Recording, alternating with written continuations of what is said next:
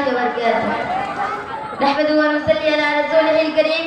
أما بعد، رئيس الحفل المعنكر، إخواني وأخواتي في الله، أريد أن ألقي أمامكم كلمات حول الموضوع الصدق والكذب.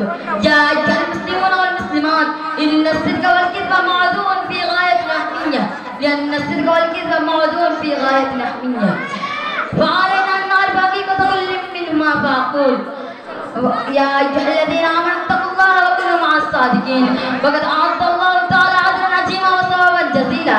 قال الله هذا يوم يرزق لهم جنات تجري من تحتها الأنهار خالدين فيها أبدا رضي الله عنه ورضوا عنه ذلك الفوز العظيم.